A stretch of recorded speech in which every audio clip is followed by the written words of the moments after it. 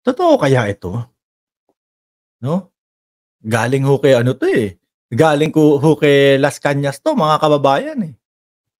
Pang Final Destination, grabe ha. Alam niyo po yung palabas na Final Destination, mga kababayan, Final Destination, oh. Dumami na po yan, 1, 2, 3, 4, 5 kung ilan na yan, mga bossing. Yung mga nangyayari po doon o yung mga ipinapalabas po nila doon sa Final Destination na movie, mga bossing, mga talagang mga brutal po yung mga pangyayari. Merong, yero biglang gaganon sa leeg o putol yung leeg.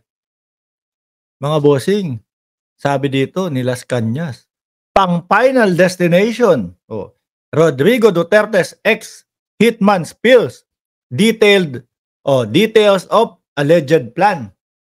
Di umano, no? Para tigihin daw po si dating Senador Trillanes. Pasensya na po at makati yung lalamunan natin dahil sa haba ng biyahe natin. Ayan, mga kababayan, ano? Grabe. Eh, alam naman po natin, mga bossing, na simula't simula pa lang po, oh, bago pa lang maupo, o election pa lang nun, eh talagang mainit na po ang bangayang Senator Trillanes at dating Pangulong Duterte. Celso Pineda, shoutout sa iyo sa 199 like. Maria Organic Vlog, shoutout sa iyo sa 200 like. LB Cas, oh, shoutout din sa iyo. Ayan, type nyo lang po kung pang ilan ang inyong like para madaanan po natin ng shoutout ang inyong mga pangalan dyan. Sabi dito, self-confessed Davao o DDS Hitman, Davao Death Squad, oh. Hitman Arturo Las Cañas has spilled the beans on an alleged plot to kill former Senator Antonio Trillanes Deport. supposedly on ex-President Rodrigo Duterte's order through a gruesome aksidente daw po, oh. Papalabasin na maa-aksidente si dating Senador Trillanes that reads like a plot to Final Destination, the cult Hollywood horror movie. Mga bossing, talagang maduguan ho doon, mga boss. Yung mga ipinapalabas doon, oh, eto ha, mga kababayan. Babasahin ko yung isa sa importante. Ayan po, dyan, no? Maliit eh. Oh. I told Bongo that Sunny Buenaventura and I will implement the plan. No? In 2017, isang taon na po, simula ng pagkakaupo po ni dating Pangulong Rodrigo Duterte. After my compulsory retirement from the PNP, Bongo even offered, oh yan, nag-offer daw ng intel information on Senator Trillanes movement. Grabe, no? So, ibig sabihin nun nito, mga kababayan, kung totoo itong sinasabi ni Las Cañas, minamanmanan, sinusundan ho si Trillanes, mga kababayan.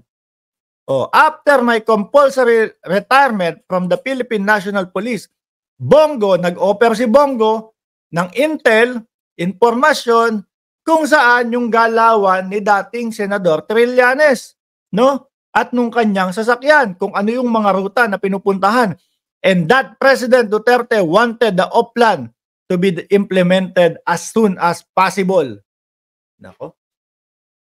Nung mga panahon ho niyan, mga kababayan, tayo sasabihin natin yung totoo. Nung mga panahon na po niyan, mga bossing, grabe ho, sabi pa natin, nako, eto na naman si Sandalong Kanin. Nako, eto na naman si Trililing. Ganun ho yung mga sinasabi natin. Pero hindi ho sa vlog.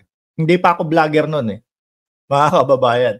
Hindi pa ako nagbablog nun. Kumbaga, yung pag nakikipag-usap tayo sa labas ng bahay, sa mga kapwa natin, sa mga kaibigan natin, nako, eto na naman si Trililing. Yung pala ho, mga bossing, ilang taon makalipas? 17. 17. 3 plus 4. Ilang taon makalipas, mga kababayan? 7, 8 taon. Ngayon, sumasambulat sa atin yung mga sinasabi ni dating Senador Trillanes, nagkakatotoo. Epigenia Bonsuela, shout out po sa inyo, watching from North Caloocan. Ako, dyan tatakbo si dating Senador Trillanes bilang mayor, ano? Biruin mo, mag-o-offer pa si Bongo ng kung saan yung ruta, kung saan masusundan, kung saan dumadaan, kung saan yung ikot o galawan ni dating Senador Trillanes. Meron pa dito. He added that Go allegedly prepared a safe house somewhere in Parañaque City and Las Piñas City where he and his group could stay ahead of the attempt. O yan. Pag yung assassination attempt daw po, mga kababayan. Ibang klase. Mga bossing, nakakatakot po.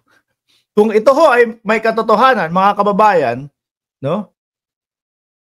Nakakatakot pala na maging vlogger. Tapos ikaw ay kumbaga against ka. O isa ka doon sa bumabanat sa mga Duterte. Kung totoo ho ito, mga bossing. Itigil ko na kaya ito. Itigil ko na kaya ito. Parang ayoko nang ituloy, mga kababayan. Hindi. Tuloy tayo. Yan ang katotohanan kung sakali no?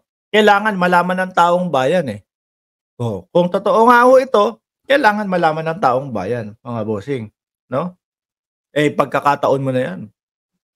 O pagkakataon natin. Napatunayan ang mamatay ng dahil sa'yo.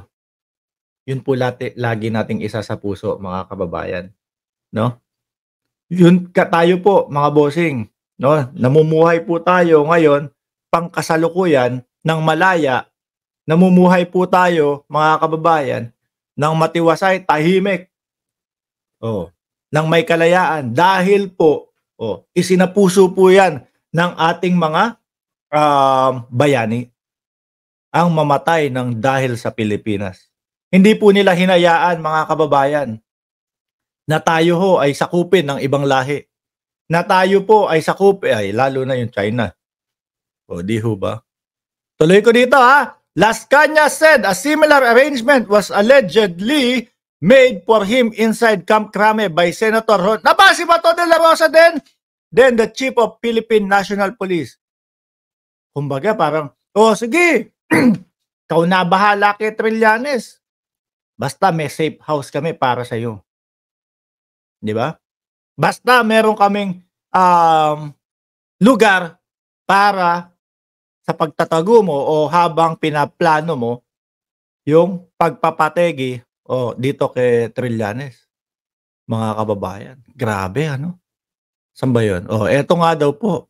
Ano ba yung mismong plano? Bakit nasabi ho, mga kababayan, na parang final destination? Eduardo, tingnan mo nangyari kay Percy Lapid, Boss Mark. Pinategi. Oo nga ako. Tigil na ho ba na? Sige, ako po'y magpapaalam na. Maraming salamat and God bless. Nako, hindi. Tuloy po ang laban.